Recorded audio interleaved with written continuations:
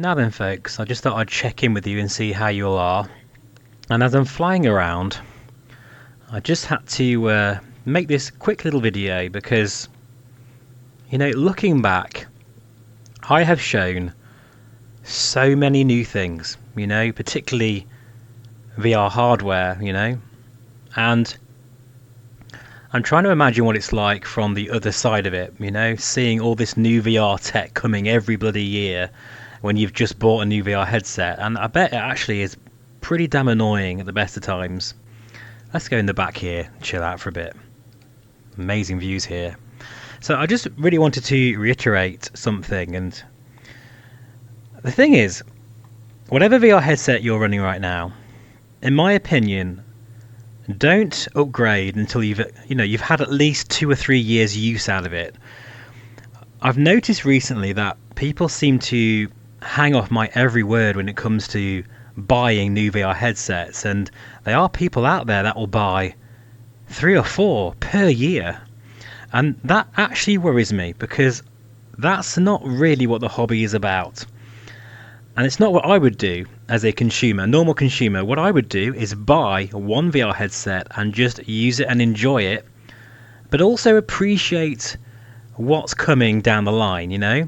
It's great to be able to showcase the very pinnacle of VR, such as the 4K micro OLED VR headsets that are coming down the line now, the great form factor headsets, you know, the retina level VR headsets.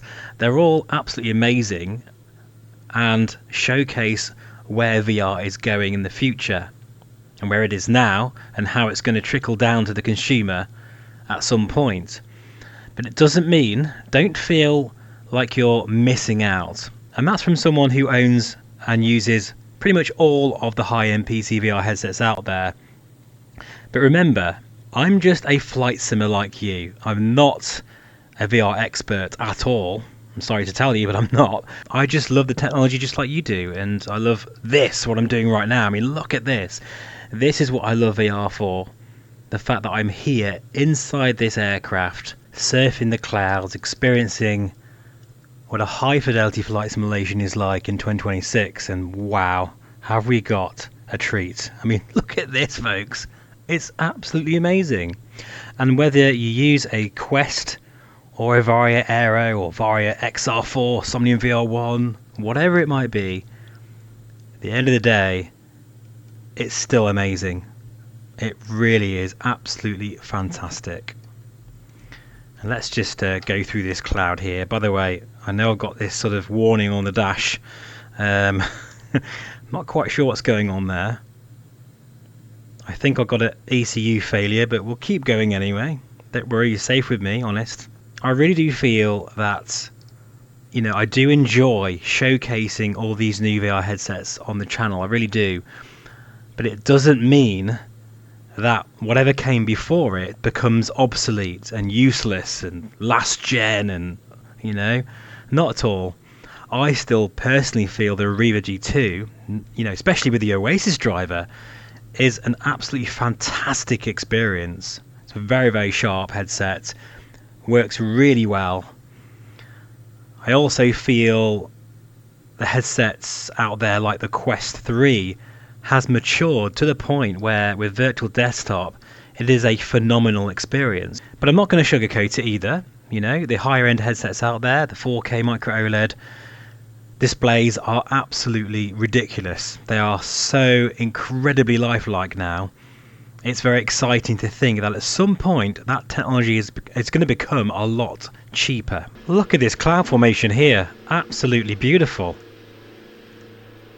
Wow, sorry, I just got sidetracked there for a moment. Yeah, this is absolutely stunning. So I just wanted to make this quick little video just to say to you guys that please just stop buying VR headsets. That's a strange thing to say, isn't it? But just enjoy what you have. I really don't want to be responsible for people getting to financial difficulty just to, you know, try and stay at the cutting edge of this technology, because you won't be able to do it, folks. It's like anything. You buy the latest car, the latest PC system, the latest toaster, whatever it might be, within a few months there'll be a better version out there. That's just the way it is. And when it comes to VR, I'm kind of glad that's the case, because it's quite incredible to think that as the sort of mid-range gaming mainstream VR sector is starting to fall to pieces, PC VR will always remain a constant and very steady.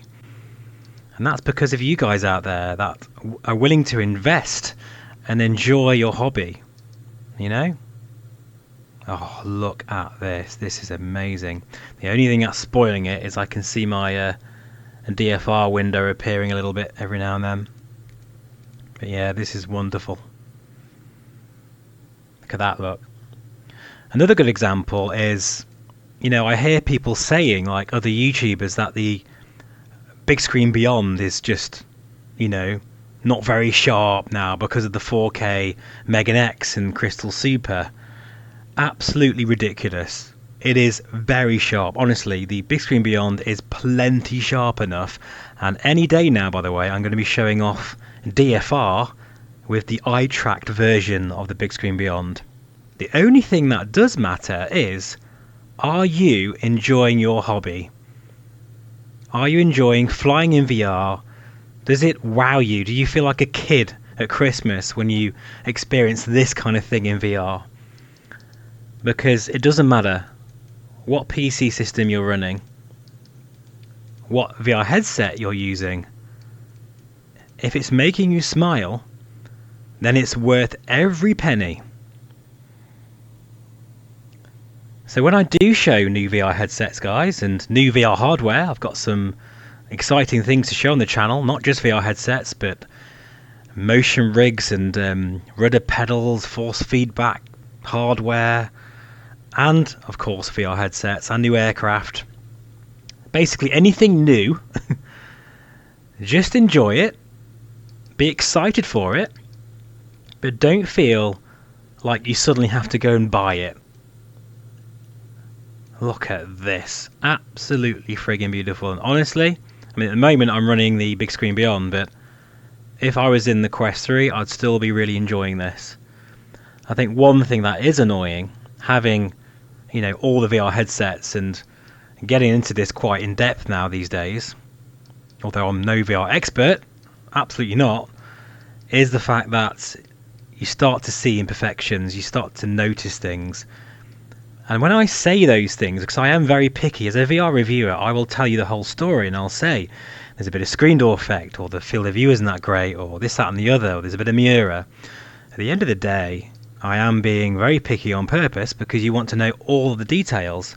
But 9 times out of 10, just go for a flight in your favourite aircraft, in your own VR headset, and enjoy this. Because we're all in this together, folks. We all love this passion of flying and VR, and once you've experienced it, there is no going back. What a wonderful time, folks. I mean, look at these visuals. Absolutely insane. And I think I'll leave it here for this little rant for today. But yeah, if you're thinking about buying that new VR headset, but you're a bit worried about how much it's going to cost, or whether something new is going to come out, well, unfortunately, new things are going to come out all the time. That's just the way it is. It's not just a thing with VR, it's a thing with everything. But you do have to jump on board at some point. But please don't get yourself into trouble financially. And, you know, just pick up a Rift S or something, second hand, or a Quest 2, Quest 3S. I'm glad to say that the PSVR 2 is going to be available soon for this sim, and that's a really important thing because that's going to bring a lot more people into VR at a much more affordable price point.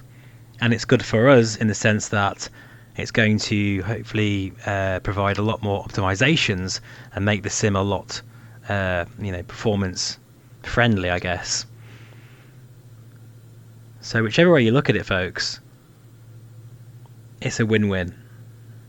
Let me know in the comments below, what VR headset are you using right now? I'd love to know. Take care, folks. Thanks for watching, and I'll see you again very soon. Bye-bye for now.